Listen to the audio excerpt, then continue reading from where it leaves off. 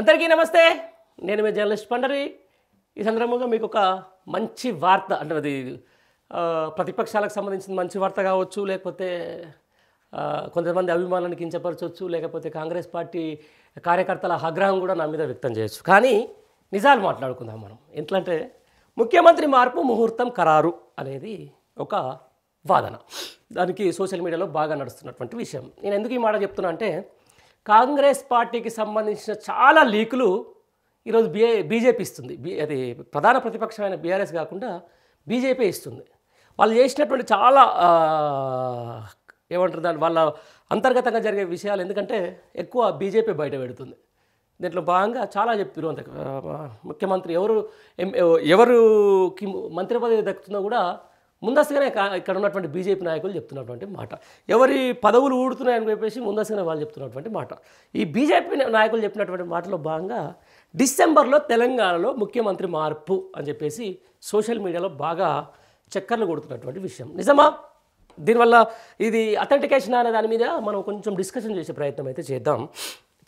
తెలంగాణలో ప్రజాపాలన పేరిట అధికారంలోకి వచ్చినటువంటి కాంగ్రెస్ పార్టీ దగ్గర 18 నెలలు పని కాలం పూర్తి చేసుకుంది.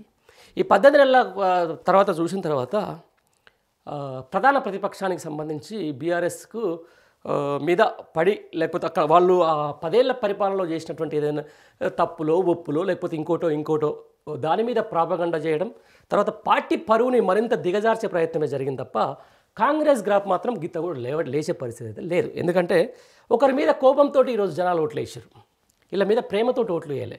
ఇంకొకటి నేనే మొత్తం కాంగ్రెస్ పార్టీని అధికారంలో తీసుకొచ్చేంత సినిమా ఇప్పుడున్న ముఖ్యమంత్రికి లేదు. రైట్, 100% వైఎస్ రాజశేఖర రెడ్డికి సంబంధించిన దాంట్లో ఆయన ఎంతమంది యోధులు ఉన్నటువంటి కాంగ్రెస్ పార్టీని కూడా వాళ్ళందరూ లేపలేక పక్కన కూర్చోబెట్టినప్పుడు ఆయన పార్టీని తీసుకొని వచ్చి ఒక పాదయాత్ర పేరిట అధికారంలో తీసుకొచ్చు. జనాలు ప్రేమతోటి వైఎస్ రాజశేఖర రెడ్డికి ఓట్లు వేసారు. ఆ వైఎస్ రాజశేఖర రెడ్డికి వేసిన ఓట్లను కూడా ఆయన ఆ నమ్మకాన్ని నిలబెట్టుకోకుండా చాలా అద్భుతమైన పరిపాలన చేసిన మాట మనందరం చూసినాం. ఆ తర్వాత ఏదో సచ్చిదేడి ప్రయత్నం చేసి లేకపోతే ఇష్టానుసారంగా మాటలు చెప్పి లేకపోతే ఇష్టానుసారంగా హామీలు ఇచ్చి 6 గ్యారంటీల పేరిట అని చెప్పేసి అది చేసి అధికారంలోకి వచ్చిన తర్వాత రేవంత్ రెడ్డి గారి పరిపాలనకు సంబంధించిన దాంట్లో ఫస్ట్ గట్టి దెబ్బ హైడ్రా. ఆ తర్వాత రైతులకు సంబంధించినటువంటి రైతు బీమనో లేకపోతే రైతుకు సంబంధించిన బందో ఇవన్నీ సంబంధించిన దాంట్లో ఎగవేతలు. ఆ తర్వాత ముఖ్యంగా రియల్ ఎస్టేట్కి సంబంధించిన దాంట్లో అది. ఆ తర్వాత ఈ బీజేపీ బీఆర్ఎస్ పొత్తు అని చెప్పేసి లేకపోతే కాంగ్రెస్ బీజేపీ పొత్తు అని చెప్పేసి ఒక ఫేక్ డైవర్షన్ పాలిటిక్స్ నడిచింది. ఈ పాలిటిక్స్లో భాగంగానే ఇదే బీజేపీ నేతలు ఎవరైతే చెప్పారో వాళ్ళకే మంత్రి పదవులు వచ్చినాయి. వాళ్ళందరూ కూడా వాళ్ళ ఇద్దరు కూడా కలిసి ఇక్కడ రాష్ట్రంలో సరే కేంద్రంలో ఎట్లా కొట్లాడుకుంటారో ఏమో మనకు తెలియదు, కానీ రాష్ట్రంలో మాత్రం బీజేపీ కాంగ్రెస్ అనేది కొంచెం చాలా టైఅప్ అవుతున్నారు వాళ్ళందరూ అని చెప్పేసి కూడా ఏదో ప్రయత్నం చేస్తున్నారు. వీళ్ళేమో బీజేపీ తోటి బీఆర్ఎస్ కలిసి అని చెప్పేసి వీళ్ళు మాట్లాడుతున్నారు. కానీ వాళ్ళు ప్రతిదీ చెప్తా ఉన్నారు. ఎవరికైతే మంత్రి పదవి ముందే చెప్తారో అదే వస్తుంది. దాళ్ళు కూడా ఇది భాగంగా బీజేపీ నేతలు చెప్పిన మాట ఏంటంటే డిసెంబర్లో రేవంత్ రెడ్డి పదవి కాస్త ఊస్ట్ అవ్వబోతుంది అని చెప్పేసి. ఎందుకు అంటే సోషల్ మీడియాలో కొన్ని వార్త అయితే వస్తూ ఉన్నాయి. మన రీసెంట్గా ఏదైతే డిన్నర్ పార్టీకి రాహుల్ గాంధీ ఇచ్చినటువంటి డిన్నర్ పార్టీ ఏదైతే ఉందో దానికి చాలా అత్యంత లాస్ట్ వచ్చినటువంటి ఇన్విటేషన్ ఎవరికంటే తెలంగాణ ముఖ్యమంత్రికి. అది కూడా ఇక తప్పనిసరి పొజిషన్లో. అది కూడా ఎందుకు అది దానికి ఉన్నటువంటి అక్కడ AICC general secretary KC Venugopal పోయి రాహుల్ గాంధీకి చెప్పితే అరే మన సీఎం కూడా ఉన్నాడు ఆయన కూడా చెప్పాలంటే అరే వాళ్ళు నమ్మట్లేదు. ఫస్ట్ ఆఫ్ ఆల్ ఈ డబుల్ గేమ్కి సంబంధించిన దాంట్లో ఇప్పుడు తెలంగాణ రాష్ట్ర ముఖ్యమంత్రి అసలు కాంగ్రెసా లేకపోతే ఆయనకు ఇంకా వేరే ఏమైనా ఎజెండా ఉందా, బీజేపీ వైపు ఏమైనా చూస్తున్నాడా అనే దాని మీద వాళ్ళకు క్లారిటీ అయితే రావడం లేదు. దాంతోపాటుగా తెలంగాణకు నుంచి సొమ్ము ఈరోజు ఢిల్లీలో తిరుగుతున్నమాట వాస్తవం. ఇక్కడ నుంచి అక్కడ కప్పం కట్టిన రోజులు పార్టీలకు సంబంధించిన వ్యక్తులకైతే ఎలాంటి పదవి గండం అయితే ఉండదు. కానీ ఇక్కడ కొంచెం డిఫరెంట్ పరిస్థితి. ఆయన అక్కడ ఎట్ ఏ సేమ్ టైం బీజేపీతో కూడా సేమ్ మెయింటైన్ చేస్తున్నాడు తెలంగాణ రాష్ట్ర ముఖ్యమంత్రి. ఎట్ ఏ సేమ్ టైం కాంగ్రెస్లో ముఖ్యమంత్రిగా కొనసాగుతూ ఉన్నాడు. దీన్నే రాహుల్ గాంధీ అండ్ టీం కొద్దిగా ఈయన మీద నమ్మకం కోల్పోయినట్లుగా మనకు తెలుస్తూ ఉంది. ఈ నమ్మకం కోల్పోయిన క్రమంలోనే డిసెంబర్లో ముఖ్యమంత్రి పదవి మారిస్తే ఎట్లా ఉంటుంది అని కూడా చర్చ నడుస్తూ ఉంది.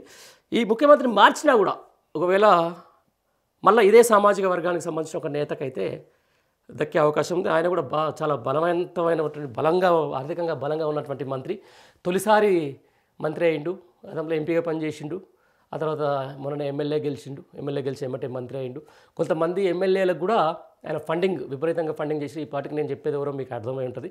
ఆయన గట్టిగా ప్రయత్నం చేస్తూ ఉన్నాడు. ఏఐసీసీ తోటి అవసరమైతే నేను ఢిల్లీకి కప్పంతో పాటుగా ముందస్తుగా ఏమైనా చెల్లించమని కూడా చెల్లిస్తా అని చెప్పేసి కూడా ఆయన ఇప్పటికే బేరసారాలు నడుపుతున్నట్టుగా తెలుస్తూ ఉంది. తన ఎమ్మెల్యేలు ఎవరైతే ఉన్నారో, నేను గెలిపించిన ఎమ్మెల్యేలు నాకు మద్దతుగా ఉంటారని చెప్పేసి కూడా ఆయన తన ప్రయత్నాలు తనం చేసుకుంటూ పోతూనే ఉన్నారు. ఎమ్మటే ఒకవేళ డిసెంబర్లో కనుక ముఖ్యమంత్రి అయితే పాలు పొంగించేందుకు ఆయన సిద్ధంగా రెడీగా ఒక పాత్రను రెడీగా పెట్టుకున్నట్టుగా తెలుస్తూ ఉంది. ఈ నేపథ్యంలోనే కూడా కాంగ్రెస్ పార్టీలో తప్పనిసరిగా అంటే ఒక 10 ఏళ్ళ 20 ఏళ్ళ వాళ్ళ రాజకీయ అధికారంలో ఉన్నప్పుడు రాజకీయం చూస్తే ఖచ్చితంగా ఒక వైఎస్ రాజశేఖర రెడ్డి తర్వాత దాదాపు అందరూ కూడా ముఖ్యమంత్రులు మారే అవకాశం ఉంటుంది. ఎందుకంటే ముందు నుంచి కూడా ఈ పార్టీ క్యాడర్ని నమ్ముకొని ఉంటారు, ఈ ముందు నుంచి ఈ పార్టీతో ఉంటారు, ఈ ముందు నుంచి కూడా ఈ యొక్క పార్టీలో ఉన్నటువంటి గొప్ప ఎవరైతే ఉన్నారో వాళ్ళందరూ వ్యక్తులంతా వాళ్ళని కూడా ఒకసారి అవకాశం ఇవ్వాలని చెప్పేసి కూడా అధిష్టానం చూస్తుంది. ఆ చూసే క్రమంలో వాళ్ళకంటే ఒక చరిత్రలో ఒక పేరు నిలవడాలంటే ఒక రాష్ట్రానికి ముఖ్యమంత్రి కావాలి కాబట్టి, బట్ అది పార్టీకి ఎంతవరకు మేలు చేస్తారనేది కూడా అధిష్టానం చూస్తుంటుంది. అధిష్టానానికి సంబంధించిన రాహుల్ గాంధీ కోర్ టీం కూడా ఉంటుంది. ఆ కోర్ టీం అనేది కూడా ఎవరికి అవకాశం ఇస్తే మంచిది. భవిష్యత్తులో ఇప్పుడు ఉన్నటువంటి నాయకుడు బలంగా తయారైతే దేశీయ ఏమంటారు జాతీయ పార్టీలలో మన మాట వినే పరిస్థితి ఉండదు. తర్వాత వాళ్ళు ఏకఛత్రాధిపతికి ఏలే పరిస్థితి ఉంటుందని చెప్పేసి కూడా వాళ్ళు ఎప్పటికప్పుడు నజర్ అయితే పెడతారు. పెట్టే క్రమంలోనే ఈరోజు ఏఐసీసీ ఇన్ఛార్జ్ ఎవరైతే తెలంగాణకు వచ్చిన మీనాక్షి నటరాజన్ పాదయాత్ర కూడా అందులో భాగంగానే చేస్తున్నట్టుగా తెలుస్తూ ఉంది. ఇంకెవరు రెడ్డి సామాజిక వర్గానికి సంబంధించిన దాంట్లో ఇంకెవరైనా పదవుల కోసం వస్తే మాత్రం నా దగ్గరికి రావద్దు అని డైరెక్ట్గానే మీనాక్షి నటరాజన్ అందరికీ చెప్తున్నట్టుగా, రెడ్డి నాయకులకు ముఖ్యంగా చెప్తున్నట్టుగా తెలుస్తూ ఉంది. ఈ నేపథ్యంలో ఇవన్నీ జరుగుతున్న పరిణామాల దృష్ట్యా దాదాపుగా డిసెంబర్లో తెలంగాణలో ముఖ్యమంత్రి మార్పు ఖాయం. ఎవరైతే ఇక మళ్ళీ ముఖ్యమంత్రి రేస్లో ఉన్నటువంటి నెంబర్ 2 అని లేకపోతే నెంబర్ 1 లేకపోతే అని చెప్పుకునే నాయకుడు ఎవరైతే ఉన్నారో పాలు పొంగించేందుకు సిద్ధంగా ఉన్నట్టుగా విశ్వసనీయ వర్గాల బోగట్ల. చూద్దాం ఏం జరుగుతుందో.